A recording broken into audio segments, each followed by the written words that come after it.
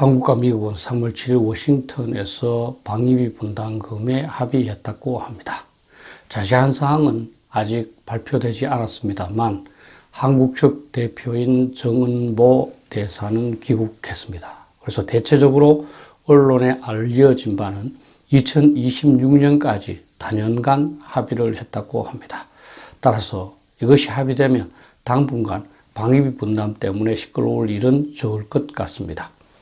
대체로 언론에서 추측하기로는 트럼프 행정부 때 우리가 제안했던 13% 인상을 하고 그 다음부터는 물가 상승률 정도를 반영하는 그런 것이 아니겠느냐 이렇게 생각을 합니다. 이로써 2020년 방위비 분담금도 합의 못했던 한미동맹 사이에 있는 껄끄러운 문제를 해결하게 된 겁니다. 사실은 2019년에는 1조 389억 원의 방위비 분담을 우리가 제공했습니다. 이것도 트럼프 대통령이 요구해서 2018년에 비해서 8.2%가 증액된 내용이었습니다. 돈의 액수도 중요하지만 트럼프 대통령은 이러한 방위비 분담에 대한 지나친 집착으로 인해서 이 자유민주주의 수호라는 그 가치 중심의 한미동맹을 돈 거래 중심의 동맹으로 격화시킨 점이 있습니다. 어쨌든 현 정부가 미국 정부와 방위비 분담에 조기에 합의함으로써 업무를 저는 바로 처리했다고 봅니다. 그럼 방위비 분담이 뭔가에 대해서 간단하게 한번 설명드려 보겠습니다. 방위비 분담은 주한미군, 우리 한국에 28,500명 정도가 있죠. 이 주한미군의 주둔에 필요한 경비를 한국이 분담하는 것을 말합니다. 원래 한국과 미국이 체결한 소파, 미군 지휘 협정이라고 그럽니다만 이 소파 협정에 의하면은 미국이 모든 비용을 분담하도록 되어 있습니다.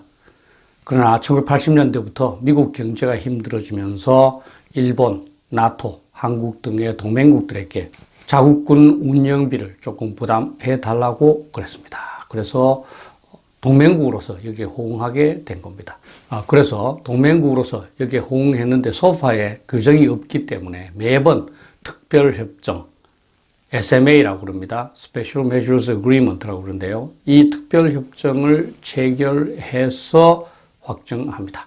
한국은 1991년 1억 5천만 달러로 출발을 했고요. 그래서 매년 방위비 분담을 조금씩 증액시켜 왔습니다. 원래는 1년 내지 3년마다 국방부가 협상을 했습니다. 왜냐하면 국방부가 주한미군하고 연관이 있지 않습니까? 그런데 이 반미 인사들의 반대가 하도 심해서 한미 국방 당국 간에 좀 얼굴 붉힐 일이 많아졌습니다. 그래서 5년 단위로 협상하면서 외교부가 담당하기로 했었습니다. 간단하게 방위비 분담이 지금까지 시행되어 온 결과를 한번 보겠습니다. 91년도에 1억 5천만 달러죠. 우리 뭐 천원 환율로 따지면 1,500억 정도가 됩니다. 최초에는 이 한국군이 미군 비용의 30%를 분담한다는 목표였습니다. 그래서 한 20% 정도씩 올렸습니다. 왜냐하면 처음 우리가 조금 낮게 시작을 했거든요. 그러고 나서 우리가 어느 정도 부담을 하게 되니까 10% 정도씩 이렇게 계속 올렸습니다. 근데 여기 보시면 1998년도에는 14% 감소했습니다. 왜냐하면 그때 우리가 IMF 구제금융 사태를 맞았습니다. 그래서 미국이 한국 경제가 어렵다는 그런 차원에서 방위비 분담 기합의된 것을 감소시키기도 했습니다. 또 여기 보시면 2005년도부터는 이제 인상을 안 했습니다. 그거는 그때 노무현 정부가 들어서면서 워낙 방위비 분담에 극심하게 반대를 해서 인상을 못한 채 넘어갔었습니다. 그러고 나서는 5년 단위로 협상을 하면서 첫 해는 한 5% 정도씩 인상을 하고 나머지는 대체적으로 물가 상승률만 증액시켜주는 정도였습니다. 그래서 최종적으로 2019년에는 1조 389억 원을 제공했었습니다. 방위비 분담에 대한 이해를 돕기 위해서 그 방위비 분담이 어떻게 체계화되어 있냐를 한번 보겠습니다. 미국이 다른 그 동맹국들한테 요구하는 게 가장 큰 게 부담 분담입니다. burden sharing이라고 그러죠. 그 부담 분담은 뭐 당연합니다. 우리 국방비 지출 자체가 이 세계 질서 유지를 위한 미국의 노력에 협조하는 것이기 때문에 이 자체가 부담 분담에 들어간다는 겁니다. 또 이제 뭐 미국이 어떤 이라크 같은 데서 다국적군 활동을 할 때 우리가 군대를 보내는 거, 이것도 다 미국의 세계 질서 활동에 기여하는 것이죠. 그리고 우리가 또 대외 원조 만약에 한다면 그것도 마찬가지입니다. 그 중에서 비용 분담이 있습니다. 그리고 이 비용 분담에는 직접 분담과 간접 분담이 있습니다. 간접 지원을 먼저 보시면 우리가 미군한테 세금을 면제해 준다든지, 또 이제 우리가 토지나 시설을 무상으로 제공한다든지, 이런 것이 다 미군에 대한 지원으로 이제 간주됩니다. 직접 지원을 보시면 일시적으로 훈련할 때 어떤 땅이나 뭐 시설을 사용한다든지, 또 우리가 카츄샤를 지원한다든지, 이런 것도 다 이제 포함되고요. 특히 지금 방위비 분담이라고 말하는 것은 미군 부대에 근무하는 한국군 노무자에 대한 임금 지원, 또 미군이 물자를 부산으로부터 서울까지 수송할 때 들어가는 군수 지원에 사용한다든지, 그 다음에 미군이 한국에 주둔함에 따라서 특별히 시설을 새로 지어야 되는 소요, 이건 우리가 좀 지원을 해줍니다. 왜냐하면 미국에 있는데 한국에 지원함으로써 추가로 건설해야 되는 것이기 때문입니다.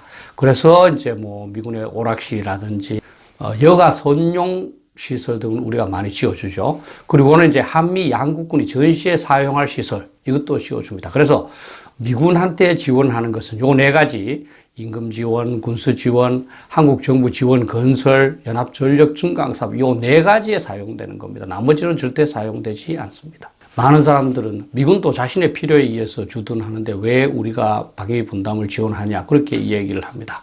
당연히 미국 필요성에 의해서 한국에 주둔하는 것도 맞습니다. 그러나 한국의 안보를 지원하는 측면도 아주 큽니다. 그래서 우리의 입장에서 보면 미국이 한국의 안보를 지원해 주기 때문에 그들 주둔 비용의 일부를 분담하는 것은 필요하다고 봅니다. 만약 여러분들께서 여러분들 친구가 여러분들 집에 와서 일을 좀 거들어주고 한다면 그게 따르는 어떤 비용은 여러분들 좀 분담해야 되는 거 아니겠습니까? 더욱 중요한 것은 우리가 방위 분담을 한다는 것 자체가 어떻게 보면 자주성, 자존심 고양이라는 겁니다. 우리가 공짜로 미군의 지원을 받는 것이 아니고 우리가 나름대로 비용을 분담하지 않습니까? 그리고 우리 한국은 이제 G20에 속할 정도로 부강해 졌습니다. 그렇다면 지금까지는 미군의 일방적인 지원을 받았는데 이제는 우리가 나름대로 필요한 비용을 분담할 필요가 있다, 이렇게 생각합니다. 그리고 여러분들께서는 일부 루머에 현혹되지 않아야 됩니다. 뭐 미군이 이자 놀이한다, 그런 일 없습니다. 미군이 그냥 은행에 예치해 놓는 거죠. 미군은 이자를 받지 않습니다. 좌파 인사들은 그 은행이 이익 받다고 해서 미국이 이익 본다, 이렇게 말하는데 그거는 경광부회지요. 또 일부에서는 미군이 자신이 사용할 예산을 우리 방위비 분담으로 대체한다, 그렇지 않습니다. 아까도 말씀드렸듯이 그 네 가지 항목에만 방위비 분담금을 사용하게 되어 있습니다. 그래서 그것이 잘 사용되지 않을 수도 있기 때문에 자꾸 방위비 분담 미사용분이 누적되는 겁니다. 가장 기본적인 것은 강대국과 약소국 동맹이 어떻게 작용하느냐에 대한 이해입니다. 여러분들께서도 힘센 친구와 여러분들 간에 어떤 협력 관계를 형성한다면 힘센 친구는 여러분들을 보호해주고, 또 여러분은 힘센 친구가 필요하는 뭐 밥값 낸다든지 그런 것 좀 지원하는 거 아니겠습니까? 이와 마찬가지로 강대국과 약소국은 강대국이 안보 지원을 하고 약소국은 강대국의 요구를 어느 정도 수용해주는 그런 방식에 의해서 지속됩니다. 그것을 학자들은 자율성 안보 교환 모델, 이렇게 얘기를 합니다. 그럼 간단하게 자율성 안보 교환 모델을 한번 설명드릴까요? 학자들은 약소국이 자율성을 양보하지 않으면 안보 지원을 받을 수 없다는 겁니다. 이 두 가지가 반비례라는 겁니다. 보신 바와 같이 A 지점은 자율성은 높아집니다. 그러면 안보 지원은 낮아지는 거죠. 또 C 지점 같은 경우에 강대국의 안보 지원을 많이 필요로 합니다. 그렇다면 자율성을 낮춰야 된다는 겁니다. 내가 멋대로 하면서 미국의 지원도 받겠다, 이건 있을 수가 없는 문제죠. 여러분들 미국이라면 그러한 동맹국을 지원하겠습니까? 이뿐만이 아니라 사실 미국은 우리를 많이 지원했습니다. 제2차 세계대전 이후 한국에 주둔해서 우리 국가의 건설과 우리 군의 창설을 도왔죠. 창설에 관해서만 보면 미군은 뱀부 계획으로 한국군을 창설했습니다. 그 전에 군대가 없었죠. 왜냐하면 일본의 식민지 하에 있었으니까요. 그래서 여기 보시면 뭐 미군이 지원한 장비 규모가 있습니다만 대단합니다. 그러니까 우리 군의 기본적인 장비가 전부 미군으로부터 제공됐다 이렇게 보시면 됩니다. 또 6.25 참전은 말할 필요도 없습니다. 30만 이상이 한국 땅에 주둔하면서 6.25 전쟁을 수행했습니다. 그래서 총 참전 인원이 200만 가까이가 되고요. 전사가 여러분들 아시다시피 36,754명이고 10만 명 이상이 부상을 내고 8천여 명이 실종되었습니다. 더욱이 미국은 우리 한국에 대해서 상당한 무상 원조를 제공했습니다. 1948년부터 1960년대까지 대략적으로 미국이 우리한테 무상으로 준 원조가 100억 달러가 넘는다고 합니다. 이게 이제 우리나라 돈으로 따지면 10조밖에 안 되지만 그 당시 가치는 제 생각에는 한 1000조 정도 되지 않을까 이렇게 생각합니다. 그 70% 이상이 군사 원조였죠. 그만큼 북한으로부터 우리 스스로가 지킬 수 있도록 미국이 적극적으로 지원한 겁니다. 그리고 이 60년대 이후에도 한국은 현대화 계획을 지원하고 한국의 경제 발전을 지원했죠. 사실 미국이 없었으면 현재 한국이 없었다 이렇게 봐도 과언이 아닙니다. 근데 여러분들께서 우리나라에 대해서 한번 생각을 해보십시오. 우리가 이렇게 미국처럼 외국을 지원한 적이 있나요? 만약 여러분들께서 미국이라면 한국 같은 그 작은 나라에 저러한 지원을 제공했겠습니까? 저는 우리나라 건설을 위한 미국의 역할에 대해서 아무리 감사해도 저는 모자란다 이렇게 생각을 합니다. 일각에서는 일본과 비교를 해서 우리가 일본보다 더 많이 지원한다 이런 말이 많습니다. 그러나 그렇지 않습니다. 사실 한국과 일본은 동일한 방위 분담을 하고 있습니다만 지원 방식이 달라서 일률적인 비교는 조금 어렵습니다.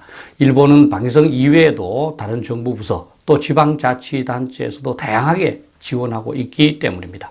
근데 제가 연구한 바에 의하면 대체적으로 일본은 군사적으로는 우리의 4배, 그리고 전체를 따지면 7배 정도를 미군을 위해서 지원하고 있습니다. 그런데 일본이 한국의 GDP가 3배 정도이고요.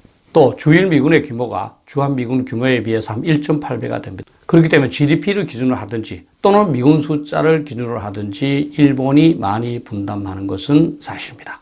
다만 일본은 지원 항목을 정한 다음에 그 항목에 발생하는 비용을 모두 지원하는 그런 방식을 선택을 하고 있습니다. 대신에 한국은 매년 총액을 합의해서 그 범위 내에서만 지원하는 게 다릅니다.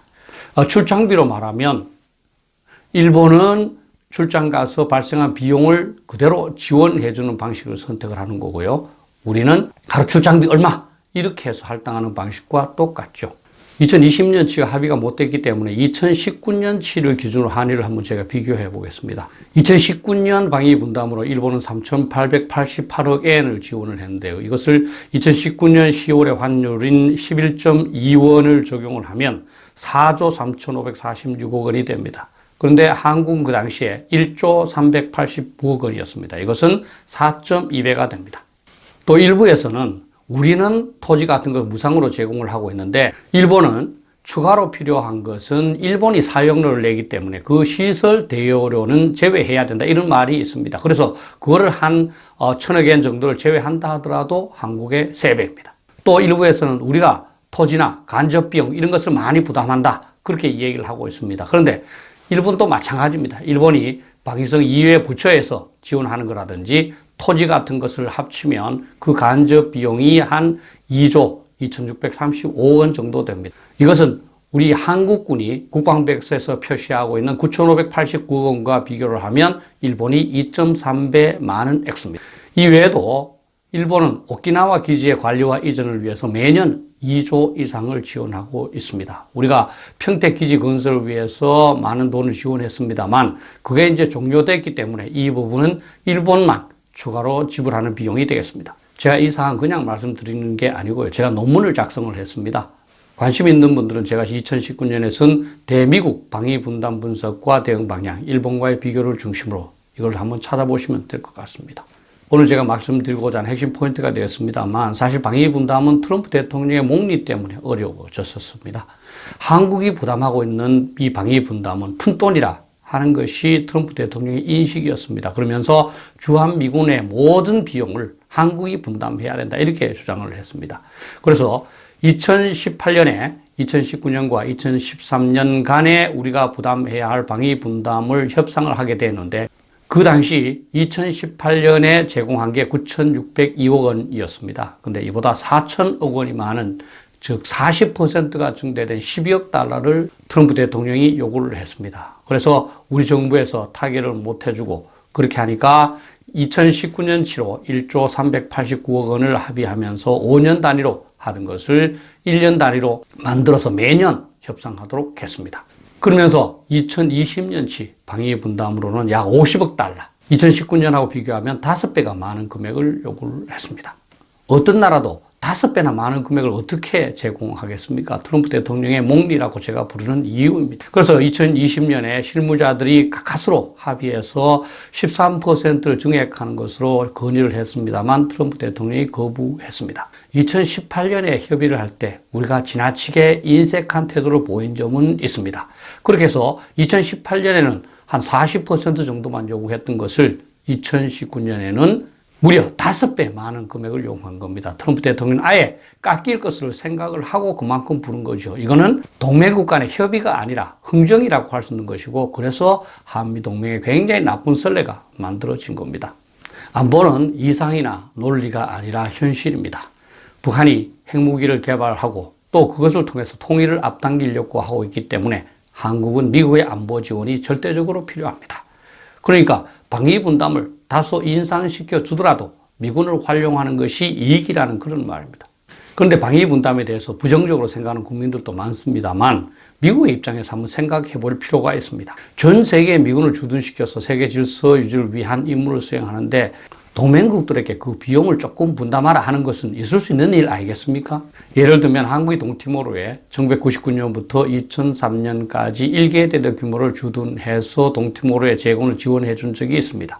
지금까지 만약에 1개 대대를 동티모르에 주둔하고 있고 동티모르가 잘 살게 됐다면 우리도 동티모르에게 일부분의 주둔 비용을 분담하라고 말하지 않겠습니까? 더 나아가서 우리가 생각해야 될 것은 미국 입장에서도 동맹국에게 방위비 분담을 요구하는 것이 즐겁지는 않다는 겁니다. 따라서 미국의 체면을 세워주면서 방위비 분담을 하는 게 중요합니다. 일본처럼 조용하면서도 합리적으로 처리를 해서 그 방위비 분담과 같은 돈에 관한 문제가 한미동맹 또는 한미 지도자 간의 대화에 크게 중요하게 부각되진 않아야 된다는 겁니다. 우리가 작은 일에 지나치게 까다로운 태도를 가짐으로써 미국으로 하여금 우리 한국을 신뢰하거나 또는 호감을 갖지 못하게 하지 않았나, 저는 반성할 필요가 있다고 생각합니다. 감사합니다.